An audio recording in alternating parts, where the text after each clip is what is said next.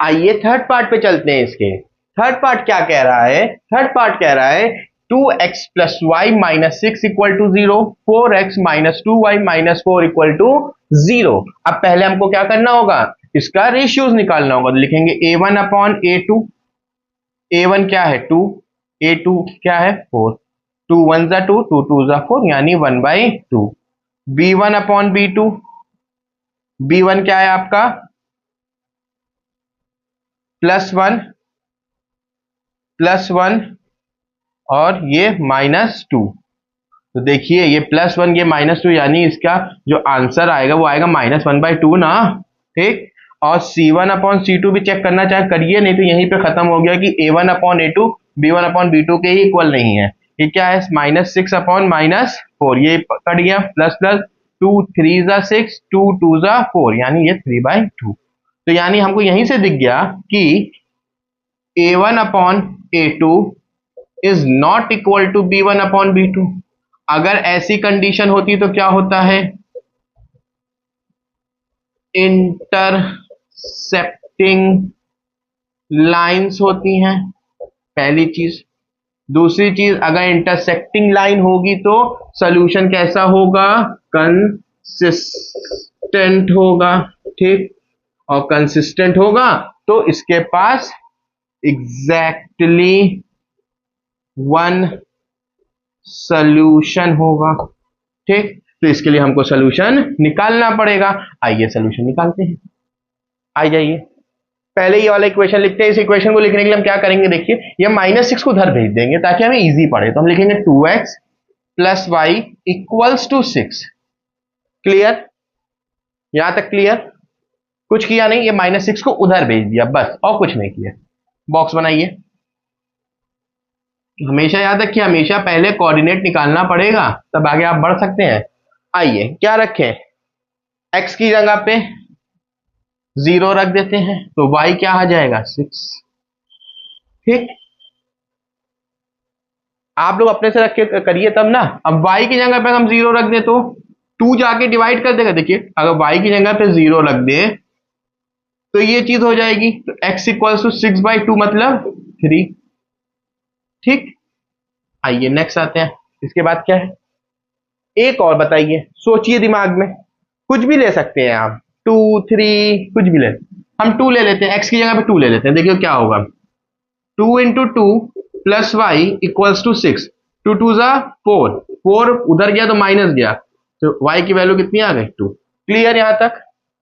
आइए दूसरा इक्वेशन लेते हैं। इसमें भी -4 को उधर भेज देंगे हम। तो 4x minus 2y equals to 4। Clear? Box बनाइए। x लिखा, y लिखा। अब बताइए x की वैल्यू, पहले आप क्या सोच रहे हैं? अपने दिमाग से करिए, कुछ भी लीजिए। अच्छा मान लीजिए हम y की वैल्यू 0 ले लेते हैं, खत्म। y 0 लिया तो क्या आएगा? 4x equals to 4। x की वैल्यू कितनी आ गई? 4/4। आंसर आपका आ जाएगा 1। क्लियर? आ गया ये। दूसरा क्या ले? y की वैल्यू कुछ ऐसी लीजिए कि आपको इजी हो सॉल्व करने में। अगर हम y की वैल्यू 2 ले लेते हैं तो क्या आएगा आंसर? 2 इंटू, देखिए 4x minus 2 into 2 equals to 4। तो 4x equals to -4 equals to 4। ठीक। ये -4 उधर जाएगा तो +4 हो जाएगा, तो 8 हो जाएगा। x इक्वल्स टू कितना आएगा? 8/4 का मतलब 2। तो ये आ गया आपका 2,2। थर्ड क्या ले? इस बार x की ले ले कुछ। इस बार x की वैल्यू कुछ ले लेते हैं। तो अगर x की वैल्यू कुछ ले लेते हैं, मान लीजिए x की वैल्यू ले लेते हैं 3। अगर x की वैल्यू 3 ले लिया तो 4 into 3 minus 2y equals to 4। Clear? 4 3 जा 12 minus 2y equals to 4, plus 12 उधर जाएगा तो -12। 4 माइनस 12 कितना आएगा? -8 minus 2y, minus minus cancel, y equals to 8/2। Answer आपका आ गया 4। यहां तक कोई डाउट नहीं ना? अब आते हैं हम लोग ग्राफ बनाते हैं। आइए हम लोग ग्राफ बनाते हैं। बहुत इजीली ग्राफ बनेगा, कोई परेशानी नहीं होगी। हमको बस ये समझ के चलना है कि हमें मैक्सिमम एक्स में कहां तक लेना है, मैक्सिमम वाई में कहां तक लेना है। ठीक, एकदम देखिए स्ट्रेट लाइन है। एक्स में मैक्सिमम 3 तक, वाई में मैक्सिमम 6 तक। 1 2 3 4 5 6, 1 2 3 4 5 6, और एक्स में 3 तक, 1 2 3 4 5, इधर भी ले लेते हैं, वैसे काम 3 तक का है।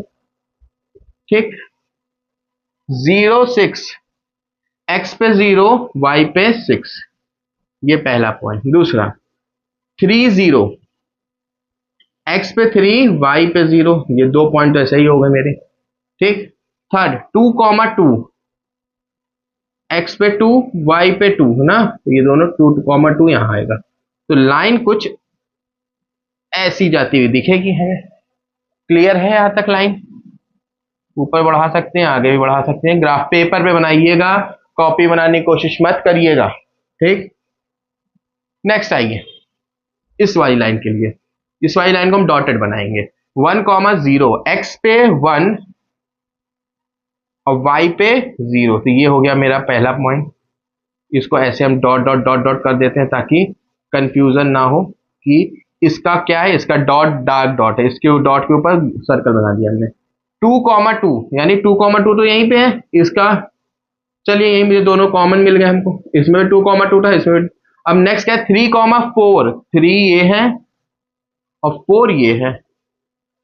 कहीं ऊपर कहाँ जा रहा है, यही आएगा कहीं।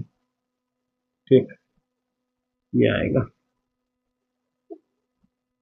तो ये हो गया मेरा इसका तीसरा। अगर इस तीनों को एक साथ मिला के लाइन ड्रॉ करें तो कुछ ऐसी लाइन बनेगी। तो हमें सोल्यूशन कहां मिला, इंटरसेक्ट कहां पे हुआ, इस पॉइंट पे, जो कि था 2 2। तो हमारा सोल्यूशन आया, सोल्यूशन हमारा आ गया x equal to 2, y equals to 2, क्योंकि सोल्यूशन मेरा आया 2 2, क्योंकि दोनों लाइन कहां इंटरसेक्ट कर रही है, 2 2 पे। क्लियर, समझ में आया ना ये क्वेश्चन? इसमें समझ में आया होगा कि इंटरसेक्टिंग लाइन बनती कैसे है। ठीक, अब आइए इसके फोर्थ पार्ट पे चलते हैं। ये समझ में आ गया तो फोर्थ पार्ट क्या कह रहा है, 2x minus 2y minus 2 equal to 0, 4x minus 4y minus 5 equal to 0। तो पहले रेशियोज निकालेंगे, a1 upon a2 equal to 2 upon 4, 2 1 जा 2, 2 2 जा 4, यानी 1/2। b1 अपॉन b2 निकालेंगे, क्या आएगा, minus 2 upon minus 4, minus minus cancel, 2 1 जा 2, 2 2 जा 4। c1 अपॉन c2 निकालेंगे, आएगा minus 2 upon minus 5, minus minus cancel कर देंगे, 2 अपॉन 5। तो इसको देख के हमको क्या पता चल रहा है कि a1 अपॉन a2 इक्वल है b1 अपॉन b2 के, लेकिन b1 upon b2 is not equal to c1 upon c2।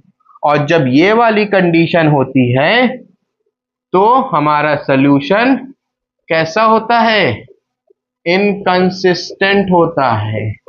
यानी हमारी जो लाइंस होती है ना, वो पैरेलल लाइंस होती हैं, पैरेलल लाइंस होती हैं, और हमारे पास इसका नो सॉल्यूशंस होते हैं, क्योंकि दो लाइन कभी मीट करेंगे ही नहीं, तो ये इनकंसिस्टेंट हो गए। इसका ग्राफिकल तरीके से हम सॉल्यूशन निकाल ही नहीं सकते हैं। तो ये क्वेश्चन नंबर 4 अगर समझ में आया तो वीडियो को लाइक करिए। इसके दोनों वीडियो को लाइक करके आगे क्वेश्चन नंबर 5 की तरफ बढ़ते हैं। आइए क्वेश्चन नंबर 5 देखते हैं।